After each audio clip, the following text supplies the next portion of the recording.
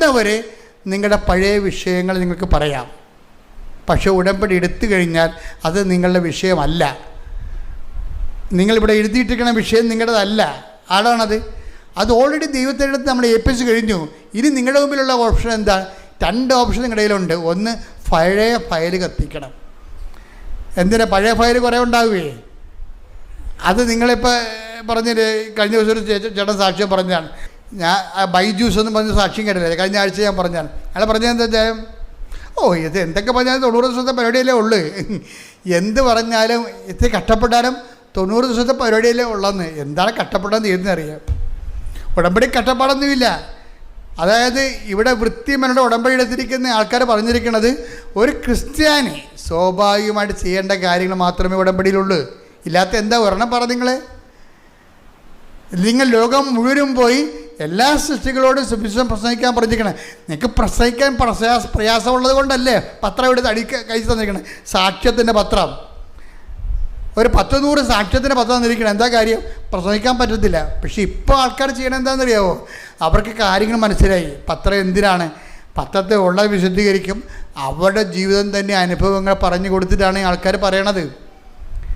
എനിക്ക് തോന്നുന്നു, പലപ്പോഴും എനിക്ക് തോന്നി മറുനാടൻ മലയാളികളാണ് പലപ്പോഴും ഉടമ്പടിയിൽ ഒരു 10 പോയിൻ്റ് കൂടെ നിൽക്കണേ. ഞാൻ ഓരോ രാജ്യങ്ങളിലൊക്കെ ചെല്ലുമ്പോൾ എനിക്ക് മനസ്സിലാകണത്, അവിടെ കാര്യം അവരെല്ലാവരും തന്നെ അഖണ്ഡജപമാല ഉപയോഗിക്കുന്നവരാണ്. 1000 മണി അഖണ്ഡജപമാല ഉപയോഗിക്കുന്നവരാണ്. അതിലും മുടങ്ങാതെ വരുന്നവരാണ്. അതുപോലെ മാതാവിൻ്റെ എല്ലാ ദിവസവും അതുപോലെ തന്നെ ആചരിച്ചു പോകുന്ന കൂട്ടായ്മകൾ നമുക്ക് മിക്ക രാജ്യങ്ങളും പല രാജ്യങ്ങളും ഉണ്ട്.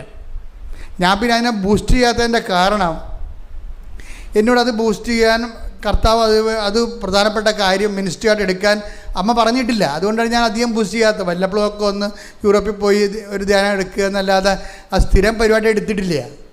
അതെടുക്കാൻ തന്നെ കാരണം തന്നെ ഈ ശുശ്രൂഷകൾ ഇവിടെ നടക്കേണ്ടതാണ്. പകുതി മുക്കാലും അമ്മ പ്രത്യക്ഷപ്പെട്ട ഇടം ഇതല്ലേ. അപ്പം അതുകൊണ്ട് തന്നെയാണ് ഈ പ്രത്യക്ഷീകരണത്തിനൊരു ആനുകൂല്യം നമുക്കുണ്ട്. അതുകൊണ്ടാണ് ഈ മറ്റുള്ളവർ ഇവിടെ നാട്ടിൽ വന്നിട്ട് ആദ്യം നെടുമ്പാശ്ശേരി വന്ന് ഇറങ്ങിയിട്ട് നേരെ ഇവിടെ വരേണ്ട കാര്യം എന്താണ്? ആ ഒരു പ്രത്യക്ഷീകരണത്തിൻ്റെ ഒരു ആനുകൂല്യമുണ്ട് ഇവിടെ. അപ്പം നമ്മൾ അമ്മയോട് ഒരു കാര്യം, അമ്മയുടെ മാധ്യസ്ഥ ചോദിക്കണത് എന്താണ്? അമ്മയുടെ പ്രത്യക്ഷീകരണത്തിൻ്റെ അടിസ്ഥാനത്തിലാണ് ചോദിക്കണത്. കാര്യം എന്താണ്?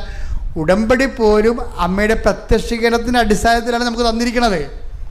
അമ്മയുടെ പ്രത്യക്ഷീകരണത്തിൻ്റെ അടിസ്ഥാനത്തിലാണ് ഉടമ്പടി തന്നിരിക്കുന്നത്. അല്ല കൃപാസനം ഉണ്ടായിട്ട് 30 കൊല്ലം കഴിഞ്ഞ്. ഇതിൽ ഇത്രയും നാളായിട്ട് ഉടമ്പടി തന്നിട്ടില്ല. 2016 ഉടമ്പടി തന്നത്. ആ 2015 ഉടമ്പടി തന്നത്. ആ പ്രത്യക്ഷീകരണത്തിൻ്റെ സ്ഥലത്ത് ഞാൻ മാതാവിനെ പ്രതിഷ്ഠിച്ച് കഴിഞ്ഞപ്പോൾ ധൂപം ചാർത്തിയിട്ട് പ്രത്യക്ഷീകരണ പ്രാർത്ഥന ചൊല്ലിക്കഴിഞ്ഞപ്പോഴാണ് 6 മാസത്തിൽ ഉടമ്പടി തന്നത്. അതൊക്കെ മുമ്പ് ഞാൻ ഇവിടെ ഇല്ലേ? അതൊക്കെ മുമ്പ് ഈ ബലിപീഠമില്ലേ? ഈ സ്ഥലമില്ലേ? എല്ലാം ഉണ്ട്. പക്ഷെ പ്രത്യക്ഷീകരണത്തിന് ഭയങ്കര പവറാണ്. അപ്പോൾ ദൈവം ആഗ്രഹിക്കുന്നുണ്ട് പ്രത്യക്ഷീകരണം ലോകം മുഴുവൻ ചർച്ച ചെയ്യപ്പെടാൻ വേണ്ടിയും ഔദ്യോഗികമായ സഭ ഏറ്റെടുക്കാൻ വേണ്ടിയും. അപ്പം നിങ്ങൾ പ്രാർത്ഥിക്കേണ്ടത് എന്തിനാണ്?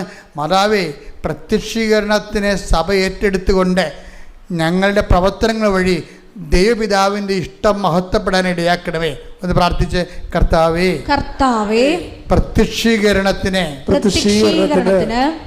എൻ്റെ ദൈവിക ലക്ഷ്യം സഭ ഏറ്റെടുത്തുകൊണ്ട് ഞങ്ങളുടെ പ്രവർത്തനങ്ങൾ വഴി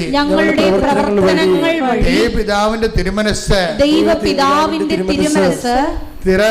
നിറവേറി പിതാവായ ദൈവവും ഏകജാതനും മഹത്വപ്പെടാൻ വേണ്ടി കാനായിലെ കുടുംബത്തിൽ നിൽക്കുന്നത് പോലെ